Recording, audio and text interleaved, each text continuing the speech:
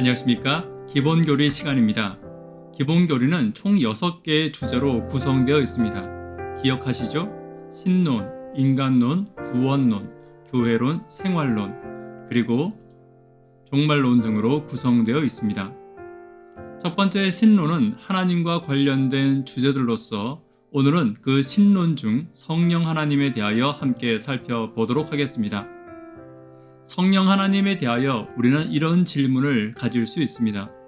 성령은 어떤 능력에 불과한 것인가? 또한 성령이 우리에게 도구가 될 수 있는가? 이런 질문들을 시작으로 함께 살펴보도록 하겠습니다. 첫 번째는 성령의 신격에 대해서 함께 살펴보겠습니다. 성령 하나님은 창조주이십니다. 창세기 1장 1절로 2절 구약에 소개된 성령 하나님은 이렇게 표현되고 있습니다. 태초에 하나님이 천지를 창조하시니라.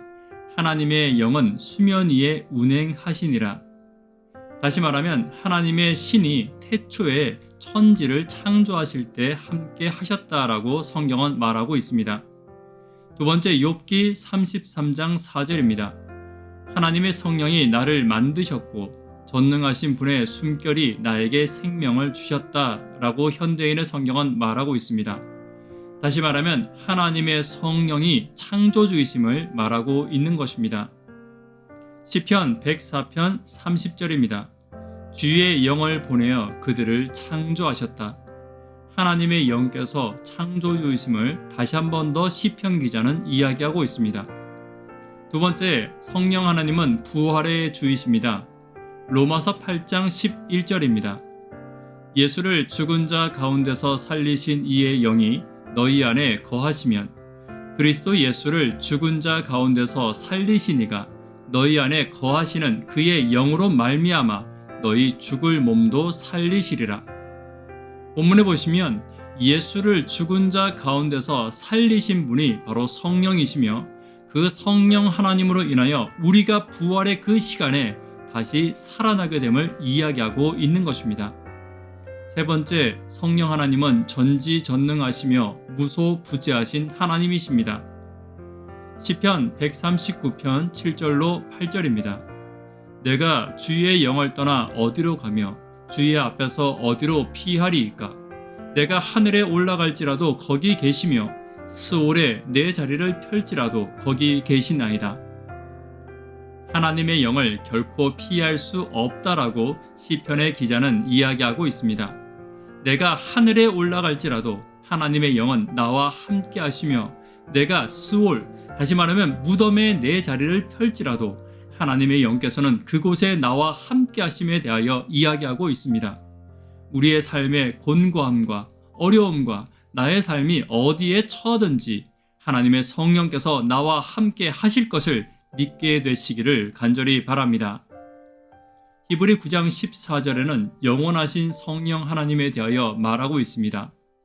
하물며 영원하신 성령으로 말미암아 흠없는 자기를 하나님께 드린 그리스도의 피가 어찌 너희 양심을 깨끗하게 하고 살아계신 하나님을 섬기게 하지 못하겠느냐. 본문에 보시면 영원하신 성령으로 말미암아 흠없이 자기를 하나님께 드린 그리스도가 나옵니다. 예수 그리스도의 흠없는 삶은 성령 하나님의 힘이었음에 대해서 이야기하고 있는 것입니다. 마찬가지로 예수 그리스도의 삶을 흠없게 이끄신 그 성령 하나님께서 오늘 저와 여러분들의 인생을 흠없이 이끄실 줄을 믿게 되시기를 간절히 바랍니다. 누가복음 1장 35절은 전능하신 성령 하나님을 이렇게 말하고 있습니다. 천사가 대답하여 이르되 성령이 내게 임하시고 지극히 높으신 이의 능력이 너를 덮으시리니 이러므로 나실 바 거룩한 이는 하나님의 아들이라 일컬어지리라. 성령은 예수님의 탄생에 직접적으로 관여하시고 기적을 이루신 분입니다. 기적도 성령 하나님 그분 앞에서는 일상이 되시는 분, 바로 그분이 성령 하나님이십니다. 우리의 삶 가운데 기적을 원하십니까? 성령께 가까이 가게 되시기를 간절히 바랍니다. 성령은 기적이 일상인 분입니다. 마태복음 12장 28절은 전능하신 성령 하나님을 이렇게 말하고 있습니다. 그러나 내가 하나님의 성령을 힘입어 귀신을 쫓아내는 것이면 하나님의 나라가 이미 너희에게 임하였느니라. 성령은 악한 마귀를 이길 힘이 있습니다. 왜냐하면 마귀도 성령 하나님 앞에서는 피조물에 불과하기 때문입니다. 저와 여러분의 삶 가운데서도 악한 마귀와 싸울 때가 많이 있을 것입니다. 그러나 인간의 힘과 인간의 지혜와 인간의 능력으로는 악한 마귀와 결코 싸워 이길 수 없을 것입니다. 오직 성령께 승리의 힘이 있음을 기억하는 저와 여러분 되기를 간절히 바랍니다. 사도행전 2장 4절에 있는 말씀 함께 읽습니다. 그들이 다 성령의 충만함을 받고 성령이 말하게 하심을 따라 다른 언어들로 말하기를 시작하니라. 성령은 전능하신 창조주이십니다. 말을 만드시고 입을 창조하신 분께서 제자들의 입술에 방언을 열리게 하시는 것은 당연한 것입니다. 오늘 저와 여러분의 삶 가운데 나의 손에 능력이 있게 하시고 나의 발에 활력이 있게 하시고 나의 머리에 지혜가 있게 하시는 분은 나의 몸과 나의 마음과 나의 손과 발을 창조하신 오직 성령 하나님이시라는 사실을 잊지 않게 되시기를 간절히 바랍니다. 말에 지혜가 필요한 시대입니다. 초대교회 당시에 제자들의 입술에 방언을 두신 하나님께서 나의 입술에 지혜를 두시기를 위해 기도하시는 저와 여러분 되기를 간절히 바랍니다. 로마서 15장 19절에 있는 말씀 함께 읽습니다. 표적과 기사의 능력으로 곧 성령의 능력으로 나 바울이 복음을 편만하게 전하였노라. 성령은 바울의 능력이 되셨습니다.